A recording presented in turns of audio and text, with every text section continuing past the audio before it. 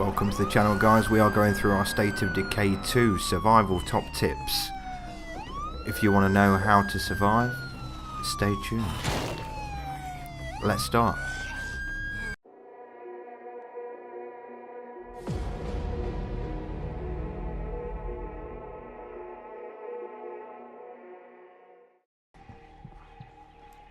We've all found ourselves at the point where we ask this guy what he needs and he wants something like materials or resources of some kind.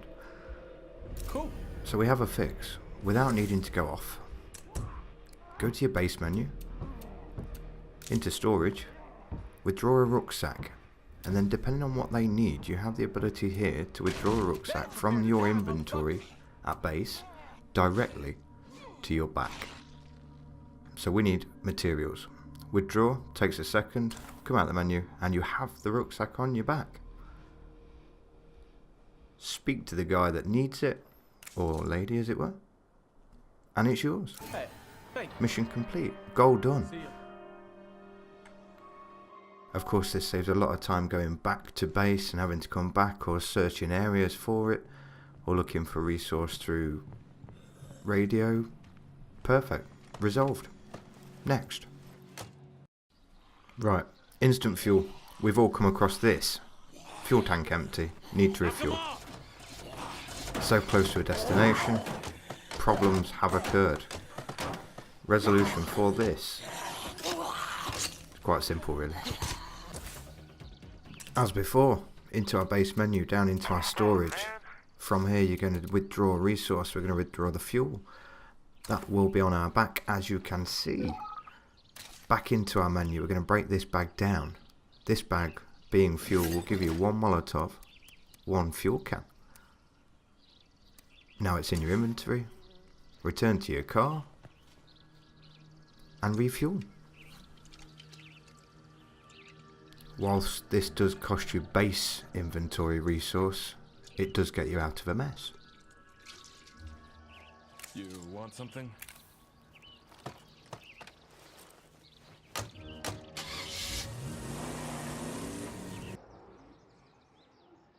So we're running low on resources. We need materials and we need fuel. Fast way. Most people don't. Better put But a locate call out. materials. We need more leads for our scouts. Use the radio. Let somebody else tell you on the map, as shown here, where that resource is. One of those three will have our back. Not always guaranteed to be the first, but as you can see, get to your location. If needed, clear out any Zeds in the area.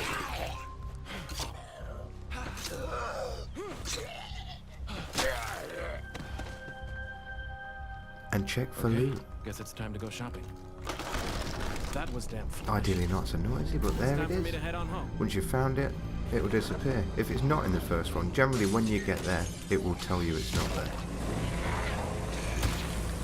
So that's finding resources without the headache of the search.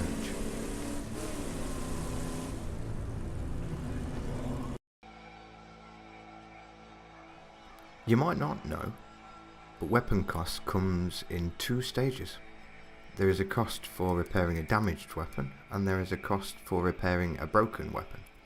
As you can see, the repair cost here is 43. And the repair cost here is 50. It's only small differences, but a difference all the same over a long period of time. You're making a save on parts. It's a no-brainer, really. Repair it when it's damaged, not once it's broken.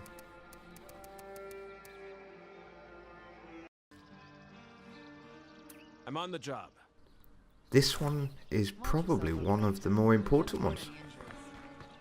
Keep an eye out for requirements by neighbours, because everybody needs help. We got a screamer over here. Granted, when you get there, the situation may be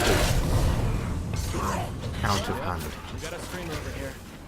but they always appreciate that, and it helps yourself, citizens, community level.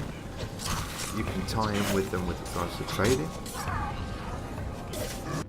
and of course when you're finished, go and speak to them. Generally, they look to give you something. So they're always adding to the resources that you've got. I'm looking for a crew that I can hang with. Again, I put this fairly high up there.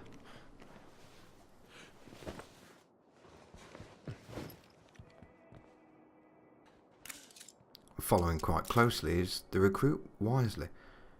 You need within your community a set level of skills and specific traits.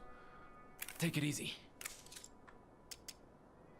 This guy doesn't have the computer skills that I'm looking for, so I don't see the point in an extra community member at an extra cost of food and resource. So Whatever.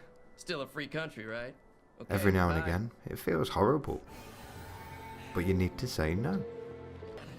This one is the bane of many people's lives, and in all fairness there's a simple fix that not everybody is aware of. So I'll show you what it is. Approach the front of the vehicle and simply press the relevant key, minding out you don't get hit, and that's it. It's that simple. So all those vehicles that are left around the map upside down, you can have them back.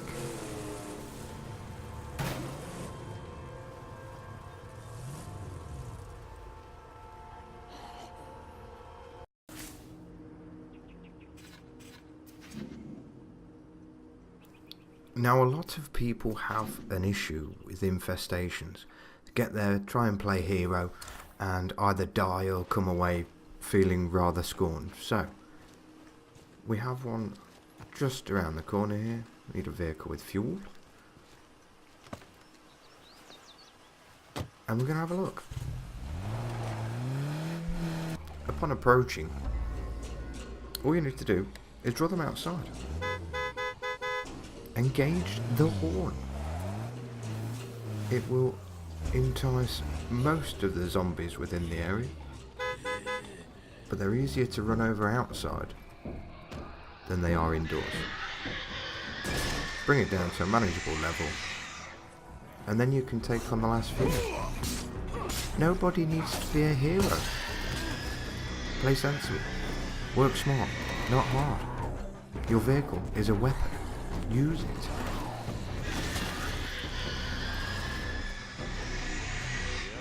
That's a bloater. Heads up. I think we still got company. And we did all of that without breaking a sweat.